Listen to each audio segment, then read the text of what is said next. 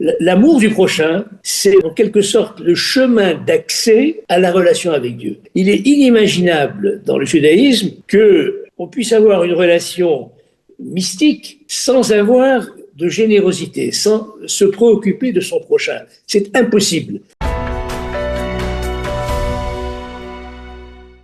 Eh bien, nous avons le plaisir, comme chaque jeudi, d'être avec David Saada. David, bonjour, Boker Tov. Boker Tov, Daniel. Merci d'être avec nous pour nous aider à mieux comprendre ou à décrypter cette parachat Trouma, qui est la première des parachiotes qui sont consacrées au Mishkan. Alors, on va essayer, comme on le fait chaque semaine depuis le début de l'année, de trouver le lien avec la société israélienne, avec l'État d'Israël, avec l'actualité. Alors, peut-être que le lien n'est pas tout à fait évident. Alors, il est clair que il y a autour de ce mot de Trouma une dimension tout à fait particulière que l'on peut peut-être retrouver effectivement dans la réalité actuelle. Moi, je vous proposerai de dire parce que on en a parlé récemment sur Kalita avec Gilles Darmon, entre autres, le président de la tête, c'est de dire qu'il y a effectivement une grande générosité de la part du Ham Israël, une forme de solidarité, de générosité. On l'a vu, ça s'est exprimé pendant la guerre. Mais cette générosité, la capacité à faire des dons, qui est presque, on va dire, intrinsèque au peuple juif, eh bien, dans la réalité israélienne, elle sert les intérêts du gouvernement qui se démobilise par rapport à cette tâche et qui ne consacre pas, par exemple, les budgets nécessaires qu'il aurait dû consacrer aux couches sociales défavorisées, parce qu'il sait que de toute manière, Bnei Israël Rachmanim, et donc le peuple juif a pitié, en particulier de ces nécessiteux, et qu'il va les aider. On le sait à de multiples reprises, bien entendu, Matanot Laevionim, on approche de Pourim, mais en plus après Pessah, les Kimra autour de Pessah, il y a Kimra d'Episra. Donc, moi, c'est un peu le lien que j'aurais fait. Mais vous, qu'est-ce que ça vous inspire, le terme de Trouma? C'est-à-dire que pour quand même rappeler, pour ceux qui nous regardent, qui peuvent être un petit peu déconcertés, la parashat Trouma nous parle surtout de l'injonction qui est faite par Dieu aux enfants d'Israël qui sont dans le désert, sortis d'Égypte, de construire un tabernacle où sa présence pourra résider. C'est de ça qu'il s'agit. Et il demande aux enfants d'Israël une trouma, c'est-à-dire un don. Des dons, ce ne sont pas des impôts qui sont demandés, mais c'est un appel à la générosité pour construire l'édifice dans lequel doit reposer la présence divine. Et cette générosité, d'ailleurs, Dieu n'y fait pas appel en vain, puisqu'elle va se manifester à un tel point qu'à un moment, il va falloir demander aux enfants d'Israël d'arrêter d'apporter des matériaux. Et le terme de il y a une anecdote intéressante, c'est que Moshe Rabbeinu mobilise tout le monde et les princes, on va dire, des tribus disent bon, ben nous, s'il n'y a pas assez, viens nous voir, on complétera. Et en fait, finalement, Moshe Rabbeinu dit voilà. il y a beaucoup plus que ce que vous pouvez imaginer. Vous n'avez même pas besoin de vous, quoi. Voilà. Et donc là, on a effectivement les princes se retrouvent un petit peu au bord du chemin, quoi, puisque le peuple a fait tout le chemin. Mais Trouma, en hébreu moderne, ça veut dire don, mais en réalité, il y a une racine qui peut nous guider vers une compréhension un peu plus profonde. Parce que la racine de Trouma, c'est Aram, Romemut, élévation. Le don, en réalité, ici, quand il est question de Trouma, c'est une élévation, c'est-à-dire c'est l'élévation du matériel vers le spirituel. C'est ça ce que ça veut dire.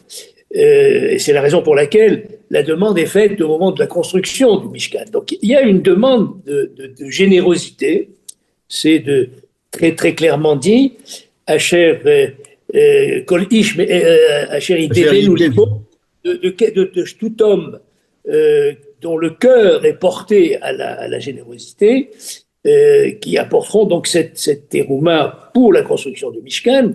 Et donc, si vous voulez, il y a effectivement la générosité dont vous avez parlé, c'est-à-dire cette, finalement, cette volonté de répondre à l'appel. Ici, c'est pas le pauvre qui s'exprime, c'est Dieu lui-même qui veut être accueilli dans la résidence qu'il a choisie, c'est-à-dire ce tabernacle, et les Israël répondent.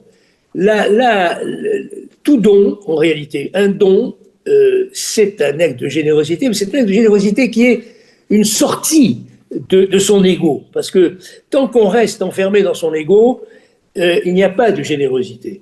Et donc cette générosité-là, elle nous fait penser de manière très claire, puisque ici, ce qui est demandé, c'est un geste qui a une portée spirituelle, c'est que la générosité vis-à-vis du prochain est un élément fondamental pour avoir une relation avec Dieu. C'est-à-dire que l'amour du prochain, c'est en quelque sorte le chemin d'accès à la relation avec Dieu. Il est inimaginable dans le judaïsme que on puisse avoir une relation mystique sans avoir de générosité, sans se préoccuper de son prochain. C'est impossible. Et donc, dans cette terouma-là, on voit déjà un principe fondamental de la Torah, c'est que l'amour du prochain, et c'est la raison pour laquelle il est tellement implanté dans les sociétés juives de toutes les époques, l'amour du prochain est un élément fondamental de la société, mais c'est aussi un élément fondamental de la spiritualité juive.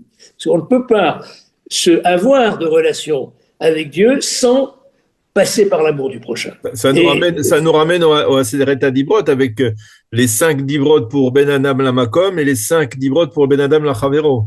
Absolument, absolument. Et donc ça, on a la racine de cette société de solidarité qui a toujours existé, même dans les pires moments de l'exil, et qui se retrouve dans l'État d'Israël moderne, où les réseaux de solidarité sont absolument fantastiques dans toutes les parties de la société, et en particulier dans les parties plus religieuses de la société, mais pas seulement.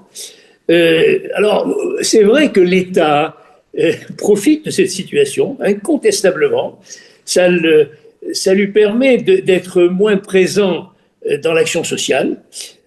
C'est à la fois un problème, parce qu'il y a une responsabilité quand même de l'État, mais c'est aussi, je dirais, vous savez, le modèle de l'État-providence, il est en train de faire faillite, parce qu'il ne s'appuie pas suffisamment sur la solidarité interpersonnelle. On ne peut pas laisser l'État tout faire. Il faut que l'État régule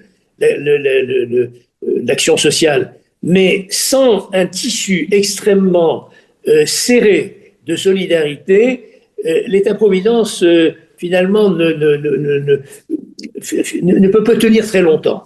Et de fort heureusement en Israël, ces réseaux de solidarité existent et sont très bien organisés, très efficaces.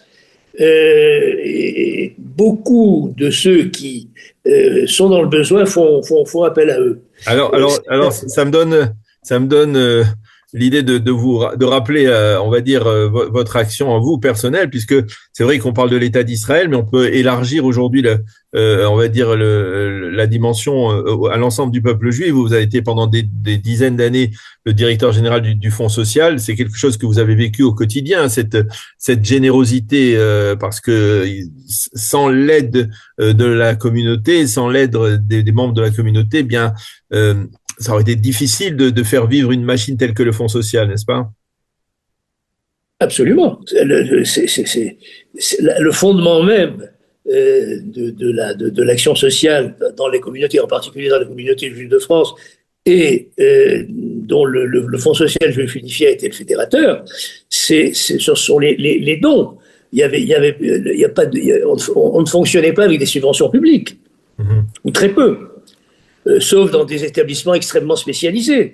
Mais l'aide véritablement aux démunis passait par la collecte, et passe toujours par une collecte auprès de membres de la communauté, avec des événements comme la semaine de la Tzedaka, comme etc. etc. D'ailleurs, vous avez parlé de la tête de Gilles Darmon là, il y a quelques instants.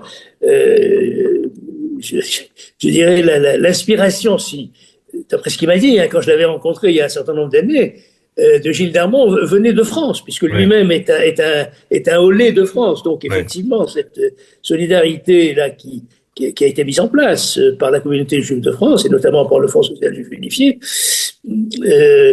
est un modèle, mais c'est pas un modèle exceptionnel. C'est, je dirais, c'est le modèle dont la racine se trouve dans la Torah. Voilà, tout simplement. Et d'une certaine manière, le fait d'apporter cette contribution, ça consolide, on va dire, les liens de Harivut, comme on dit, d'être garant. Garant de responsabilité, oui. De responsabilité à l'intérieur même du peuple et à l'intérieur de la nation. C'est vrai que lorsque, par exemple, quelqu'un vient apporter une contribution, on l'a vu pendant la guerre, ça s'est exprimé de multiples façons, mais c'est clair que ça crée des liens, ça consolide une relation et ça éloigne quelque part la division aussi. Alors, je vais vous dire, il faut toujours regarder la manière dont la Torah est rédigée, parce que c'est là qu'on peut en retirer les enseignements. Me'et kolish asher yidebenu libo, ça veut dire que tout homme dont le cœur sera porté à la générosité. Alors, il n'est pas écrit que simplement de tout homme généreux. Pourquoi est-ce qu'on parle du cœur ici? Parce que on parle, le cœur est le centre de la personnalité. Et donc en réalité, il y a au-delà du geste généreux, il y a aussi, et c'est une tradition qui se retrouve dans l'État d'Israël moderne, un don de soi. Il n'y a pas que le geste de donner. Souvent, au-delà de ce geste, il y a véritablement une abnégation, un don de soi. Et là, je pense à tout ce qui s'est passé, tout ce qui continue d'ailleurs à se passer depuis 2 ans dans la guerre existentielle qui a été imposée à Israël. Le nombre de gens qui se sont dévoués, et je pense surtout aux soldats, notamment réservistes, qui ont passé des semaines, voire des mois pour certains d'entre eux, loin de leurs enfants, de leur famille, qui ont quitté leur travail, et qui véritablement sont le secret du succès de Tsahal. C'est vrai, véritablement là, la vraie cause de la capacité de Tsahal à mener ces guerres. Et on ne le dit pas suffisamment. Tsahal n'est pas une armée de métier. C'est une armée. Il y a un noyau d'une armée de métier, mais c'est une armée du peuple. C'est une armée du peuple et c'est une armée d'un peuple qui sait donner de lui-même, qui est généreux, pas seulement dans un geste de générosité, mais qui est généreux de toute sa personne. Et ça, c'est aussi un enseignement de la Parashat Trouma. Eh bien, nous allons rester là parce que le temps qui nous est imparti est terminé. Merci beaucoup, David Saada, de nous avoir éclairé sur cette notion de Trouma, d'élévation également, donc, et de relation entre l'homme et Dieu dans le cadre d'un don. Merci beaucoup, David, de nous avoir apporté cet éclairage sur la paracha de la semaine. Bonne journée, Shabbat Shalom, à bientôt. Shabbat Shalom, à bientôt, Daniel.